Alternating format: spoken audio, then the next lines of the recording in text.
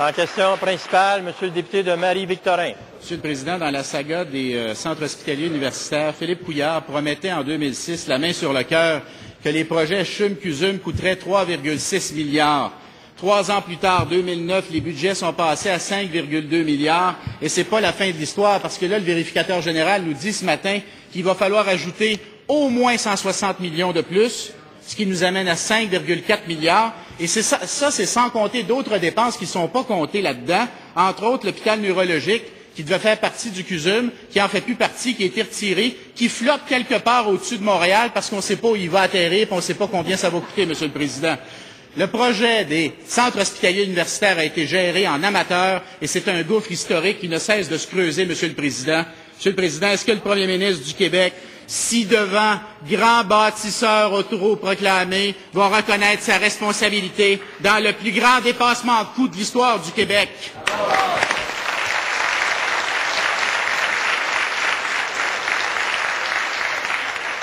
Madame la présidente du Conseil du Trésor. Bien, Monsieur le Président, quant au CHUM ou au CUSUM, nous avons pris les moyens justement pour qu'il n'y ait pas de dépassement de coûts et que les risques soient assumés par les consortiums. Quant au CHUM, Monsieur le Président, le projet a pris son air d'aller et tout se déroule actuellement comme prévu. Nous allons franchir des étapes importantes au cours des prochains mois et débuter la construction, on espère, au début de l'an prochain. Mais notre objectif, Monsieur le Président, c'est que le projet se réalise. Et j'ai toujours dit, et le gouvernement l'a toujours mentionné, que s'il advenait... S'il vous plaît. On a peine à entendre la réponse de la ministre.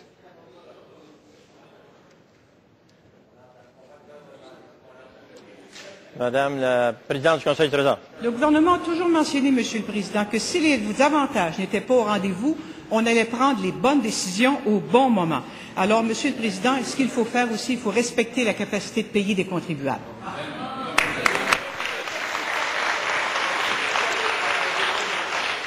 En première complémentaire, Monsieur le député de Marie-Victorin. Monsieur le Président, le CHUM a pris son air d'aller, dit-elle. Non seulement il n'y a pas d'hôpital, il n'y a même pas de pépines, il y a encore moins de pelles à l'horizon, Monsieur le Président.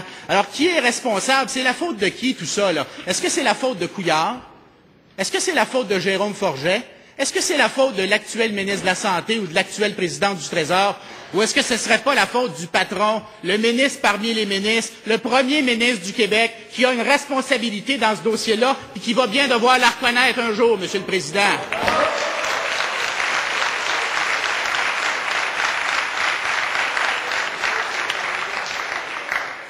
Madame la présidente du Conseil du Trésor. Et, Monsieur le Président, le Premier ministre a toujours dit que le CHUM se construira et le CHUM va se construire.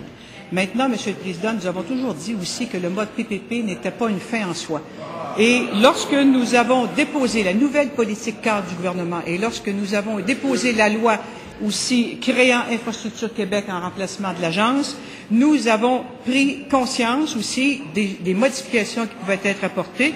Le mode PPP est un mode, comme je dis, parmi d'autres, et je le répète que si en cours de route, Monsieur le Président, il advenait que les avantages n'étaient plus au rendez-vous, le gouvernement prendra ses responsabilités comme il le fait dans d'autres cas.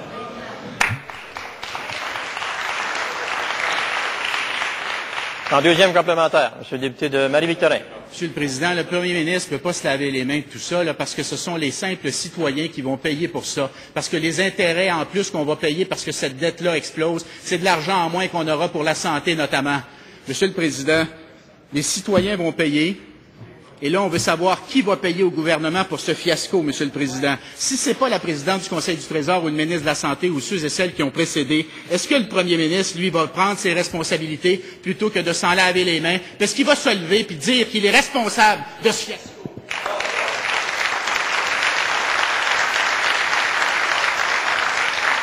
Madame la présidente du Conseil du Trésor. Bien, Monsieur le Président, le seul fiasco que je connais, c'est la Gaspésia. Alors donc, dans ce cas-ci, Monsieur le Président...